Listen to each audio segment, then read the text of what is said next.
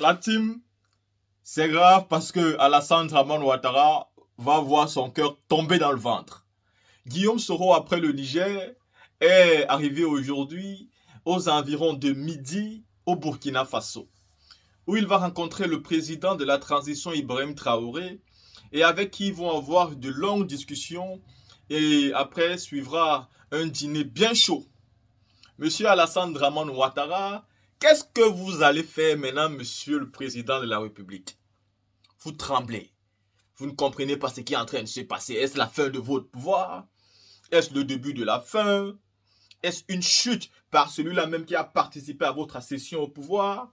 Toutes les questions sont posées, mais avant de vous répondre, lisons le communiqué de Génération et Peuple Solidaire, le parti de Guillaume Soro. Communiqué de Génération et Peuple Solidaire, Monsieur Soro Kibafori Guillaume, reçu par le président du Burkina Faso. Monsieur Soro Kibafori Guillaume, ancien Premier ministre, ancien président de l'Assemblée nationale de Côte d'Ivoire, est arrivé ce jour à Ouagadougou où il a atterri à 12h15 GMT. Il est attendu en audience par le président de la transition, son Excellence le capitaine Ibrahim Traoré, dans l'après-midi. Cette rencontre révèle un caractère important pour M. Soro en raison des relations particulières entre le Burkina Faso et la Côte d'Ivoire, deux pays voisins et frères. L'audience sera suivie d'un déjeuner. D'ici le porte-parole, responsable de communication, M. Touré Moussa. La team, ceci est dit, Soro Guillaume sera bel et bien à Ouagadougou ou alors est déjà à Ouagadougou et va rencontrer le président de la transition, Ibrahim Traoré. Oui, Soro est en train de placer ses pions. Mais la team, il y a quelque chose que vous ne savez pas. C'est une bombe. Je veux venir avec une autre vidéo pour vous faire comprendre ce qui se passe actuellement en Côte d'Ivoire. Car oui, il y a des audios qui sont sortis, des militaires qui donnent des informations à leur famille, qu'apparemment ça bouge. Mais gardez votre mal en patience, nous venons avec la vidéo. Alassane Ouattara n'a plus pour longtemps. De la manière dont tu viens au pouvoir, c'est comme ça, tu t'en vas, c'est chacun à son tour. Si tu viens par épée, tu vas partir par épée. C'est comme ça que ça peut se passer. Alassane Ouattara est venu au pouvoir de la mauvaise des manières, de la pire des manières. Je sais que sa fin. Mais sa fin sera dégoûtante, non seulement pour lui, pour son parti politique et pour tous ceux qui l'ont aidé à arriver au pouvoir. C'est ce moment où j'attends. Dès qu'Alassane Ouattara quittera le pouvoir, je ne parlerai plus de la politique en Côte d'Ivoire. C'est le seul individu qui me fait parler de cette politique tout le temps. Parce que à chaque fois où je regarde comme il monte et il descend comme un homme respectable, comme un homme responsable, ça me fait mal parce qu'il n'est pas un homme respectable, il n'est pas un homme responsable. C'est un homme qui a pris les armes pour venir au pouvoir. C'est un homme qui a tué beaucoup d'Ivoiriens pour prendre le pouvoir. Et c'est un homme aujourd'hui qui règne en maître, qui n'est pas là par amour, qui s'en fout même de l'amour, comme tout dictateur. Vous savez, les dictateurs s'en foutent que vous les aimez ou pas, que vous soyez d'accord avec eux ou pas. La seule chose qui intéresse les dictateurs, c'est que vous les craignez. Quand vous les craignez, vous restez dans votre coin. Vous ne pouvez pas bouger. Celui qui tente de bouger, on le tue, c'est fini. Vous avez vu Kofi Toussaint, un jeune qui manifestait par les élections de 2020. Il a été tué. On a coupé sa tête et on s'en est servi comme un ballon. On a joué avec et ce n'est pas allé quelque part. C'est comme ça.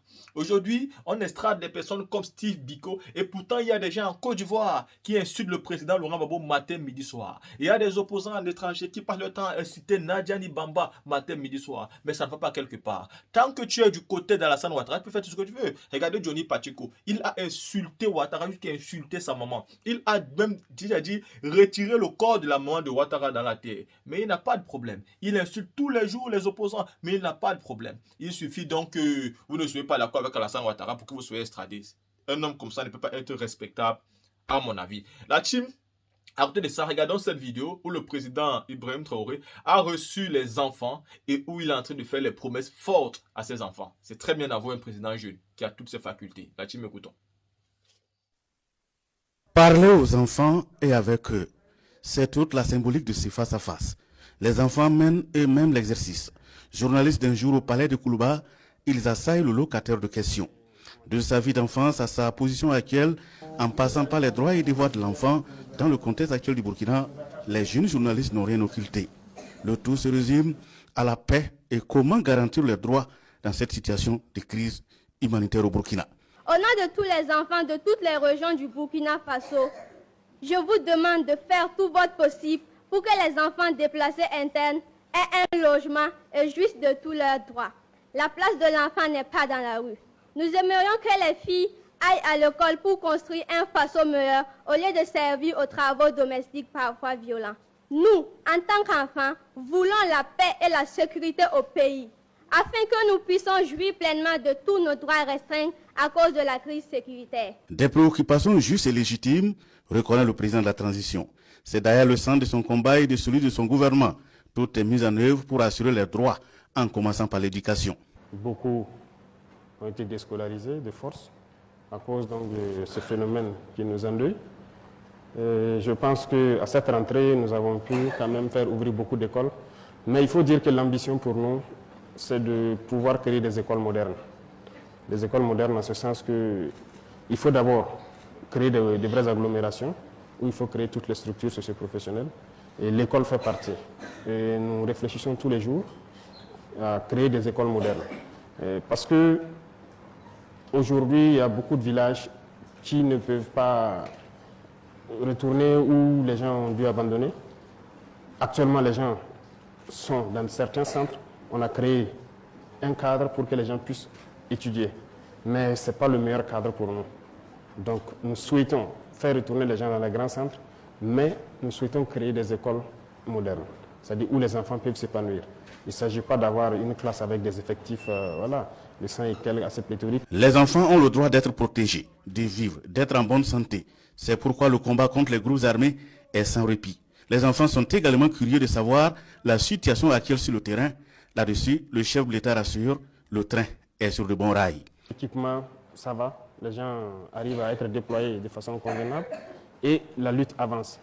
Et comme vous pouvez le constater, il y a beaucoup de zones où nous avançons, nous réinstallons la population au fur et à mesure et nous consolidons. Parce que lorsqu'on installe, il faut installer d'autres forces avec pour pouvoir les assurer un minimum de sécurité. Et nous avançons au fur et à mesure. Donc a priori, nous pouvons vous dire que partout au Burkina, les opérations se mènent. Que ce soit à l'extrême, toutes les frontières, nous menons des opérations et nous installons les populations au fur et à mesure.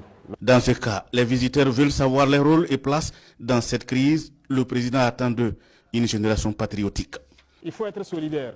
Lorsque vos camarades n'ont pas quelque chose ou ont besoin de quelque chose, il faut les soutenir. Lorsqu'il y a des enfants déplacés internes ou des enfants qui n'ont plus de parents, vous devez tout faire pour qu'ils soient heureux. Partagez tout ce que vous avez avec eux, votre joie, votre bonheur, tout ce que vous avez comme matériel. Voilà. S'ils n'ont pas de stylo, ils n'ont pas quoi, c'est à vous de... Ceux qui peuvent les en trouver, voilà, il faut trouver ça pour eux. Ceux aussi qui ont la chance d'avoir des parents qui sont un peu aisés, il faut chaque fois les bousculer pour aider vos camarades enfants qui n'en ont pas. D'accord? Voilà, c'est votre contribution comme ça. Et en apprenant donc tout ce que vos instructeurs vont vous apprendre dans le civisme, je pense que vous allez contribuer à empêcher de sorte que les enfants ne puissent pas se retrouver au maître de ces gens-là. Les enfants quittent le palais de Koulouba avec beaucoup d'enseignements. Le président nous a dit que dans les années à venir, il veillera à ce que la scolarité des déplacés et non déplacés soit gratuite. Il nous a dit aussi que c'est possible dans d'autres pays et qu'au Burkina Faso aussi ça sera possible. Et que tous les enfants auront de la nourriture à satiété. Bientôt changer, on atteindra l'autosuffisance et que les enfants doivent aussi avoir des devoirs pour pouvoir mériter leurs droits. J'ai retenu que le président, pour répondre, il avait des réponses concluantes et que nous pouvons viser le changement prochainement et que c'est possible dans notre pays. Le président de la transition, chef de l'État, leur demande avec insistance d'incarner le patriotisme, le civisme et la solidarité pour un Burkina meilleur et qui repose sur ses propres forces. Pour sa part, le capitaine Ibrahim Traoré fait le serment de ne pas trahir ses engagements. C'est une journée spéciale. Les enfants, c'est l'avenir. C'était très important pour nous, cette journée mondiale donc, de l'enfance, d'échanger avec eux et aussi à travers les micro-trottoirs, de pouvoir écouter les aspirations des enfants, leurs rêves en matière de leurs droits et tout ce qu'on pourrait faire pour eux à l'avenir.